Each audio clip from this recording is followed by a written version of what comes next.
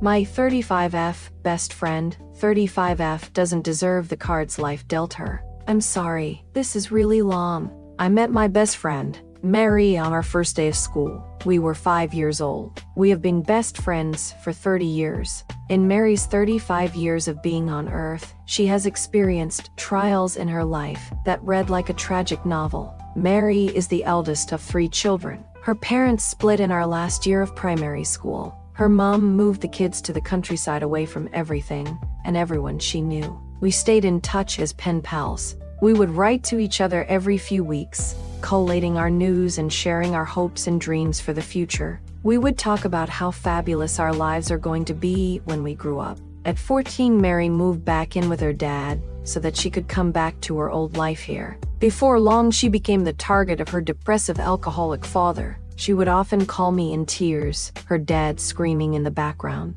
She would ask me to come and get her, to take her out of the house and get away. Mary would stay at my house for days until her dad would apologize and she would go home, just for this all to happen again in a few weeks. Sometimes her lunch was a soup packet. She wore a pair of my old shoes for years because her dad couldn't afford to buy her a pair. We were just young teens. We didn't know how to deal with any of this. I don't think I will ever really know the true extent of what went on in those years of her life. School was terrible for Mary. She had no interest in it and she was painfully shy. She couldn't afford to go to school proms. She rarely participated in class, and her grades were average. Mary had a crush on the most popular boy in school. She gave him a letter one day with her feelings about him. The letter was posted up around the school the same day. Eventually, Mary left her dad's abusive household before she finished school. Her dad disowned her after that and turned the family against her.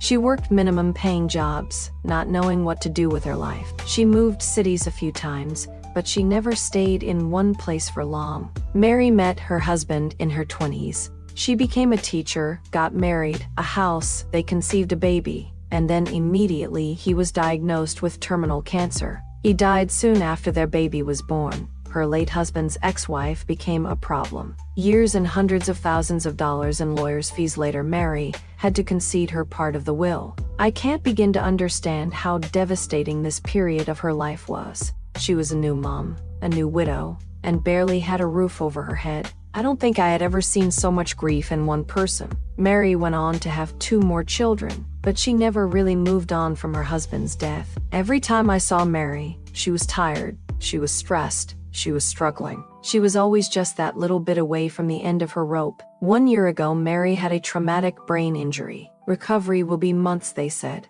but I never saw her get any better. In fact, she steadily became worse. She would slur her speech, her eyes would unfocus often, she would find it hard to communicate. Months went by and she seemed to lose more cognitive function. Her text messages became harder to decipher. I last saw and heard from Mary 6 months ago. I thought she was just busy. Then my messages stopped being delivered. I gave it a few more weeks. I asked around and found out she had been admitted to hospital 6 weeks ago. I found where she was and visited her today. I was told it was bad, but I didn't know how bad she would be. When I walked in, she was facing away from me. I called out, "Mary," about 5 times before she turned around. When she recognized me, she cried. We cried together. She is unable to talk or communicate short of pointing and croaking. She walks with an unsteady gait, and she drools when she eats or drinks. She cannot follow a conversation for too long. She will blank out and look surprised, like she hadn't heard me talking.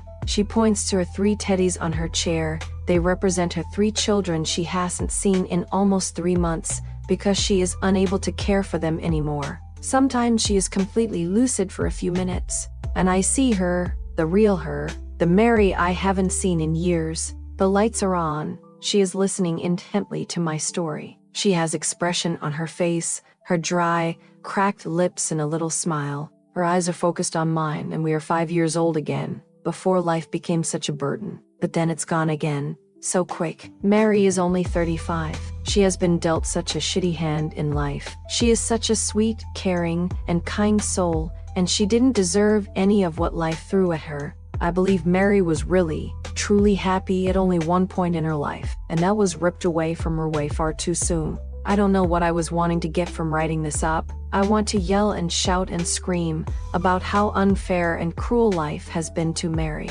But it's the middle of night, so this is all I can manage right now. Update, 8.5 months later. It has been 8 months since I posted about my best friend, Mary. Original post in my profile. Let me start with a trigger warning, death. Mary passed away 3 days ago. When I posted about Mary, no one knew what was wrong with her. All we knew was that she was out for a run, fell, and received a traumatic brain injury for her troubles. When I saw her in hospital the first time, I thought it was bad. I visited every fortnight. Every fortnight was a shock to see how rapidly she was deteriorating. The second time I visited, she was staring at the TV, watching her favorite childhood on repeat for hours and hours, The Labyrinth. The third time, she could no longer dress herself. The fourth, she was choking on her food. This didn't make sense. Weeks later, finally, a diagnosis: frontotemporal dementia. At 35, Mary was transferred to a home soon after. The last time I saw her, she was bedbound, her mobility long gone. She couldn't feed,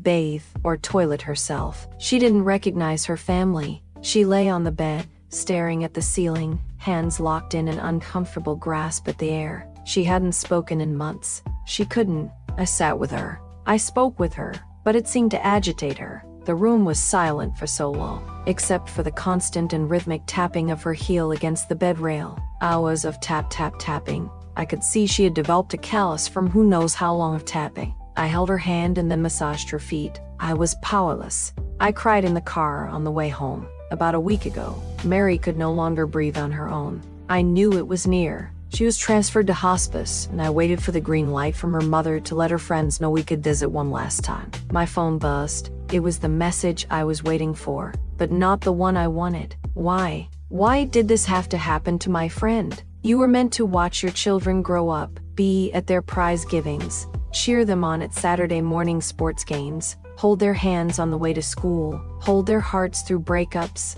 and hold your grandchildren's tiny hands one day. You were meant to live your life and then grow old. We were meant to get there together. We met when we were 5. We lived the last 30 years together, supporting each other through thick and thin, the best and worst times, the hard and the easy. There was nothing I couldn't get through without Mary. She always knew what to do, what to say. She gave and she gave and she gave. It wasn't just Mary's life that was unfair, but her death was unjust too. How could someone who fought so hard end with such a demise? She was resilient, she was hardworking, and she was strong. My sister, I hope so much that wherever you are now, you are finally eternally happy and whole and free. I miss you. Additional information from OOP regarding Mary's children. OOP, her mother has custody of all 3 children.